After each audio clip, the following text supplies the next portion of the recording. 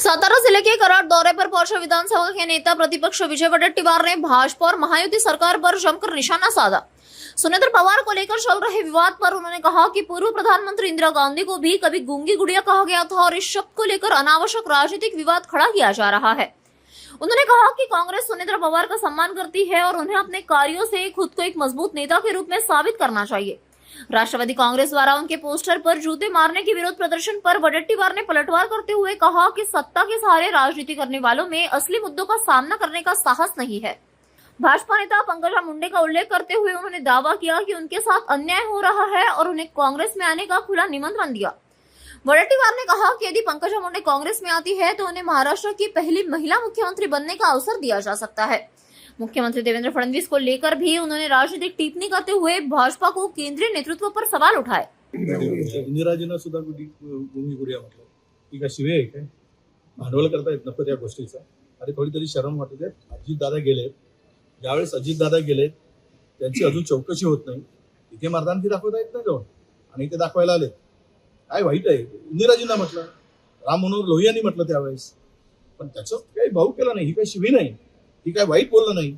या सगळ्या प्रक्रियेमध्ये दादांच्या विमानाचा अपघात झाल्यानंतर ज्या पद्धतीनं या सरकारने गांभीर्याने घेऊन त्याचा चौकशी करायला पाहिजे ते केली नाही। त्यावेळेस कुठे बिळात लपले?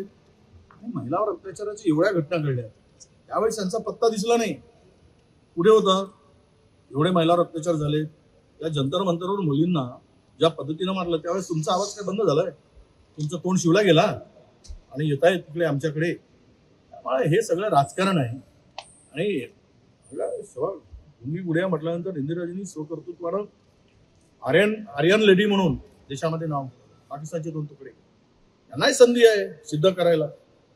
आम्ही त्यांच्या विरोधात नाही, पण ज्या वेळेस एखाद्या प्रश्नाचं उत्तर द्यायचं असते तो मंत्री येऊन मला हे करतो आणि यांना थांबवतो, म्हणजे म्हणूनच आमच्या लोकांनी कदाचित ते म्हटलं असेल आम्ही त्यांना अपमान करण्याचं, याच्यात काय अवमान आहे?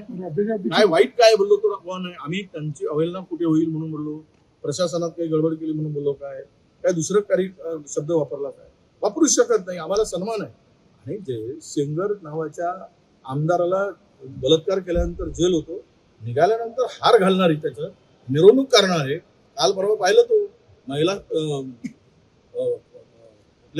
महिला पैलवानांचं शोषण करणारा तो त्यांचा खासदार ब्रिजेश सिंग, याची मिरवणूक करणारी त्या महिलांचा सन्मान आम्हाला सांगणार भाजपा?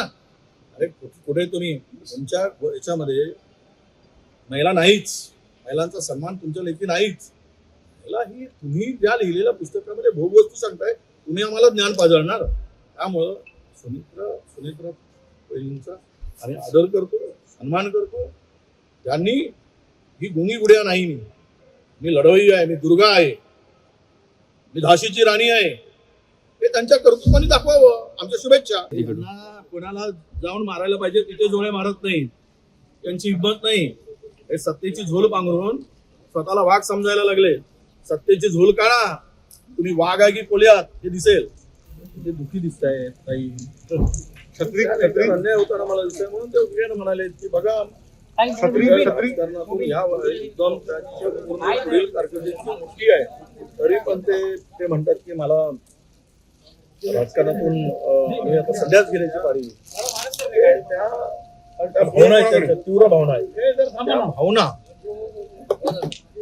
कोणी ते बोलले म्हणजे त्यांची धुमसट होती तिथे।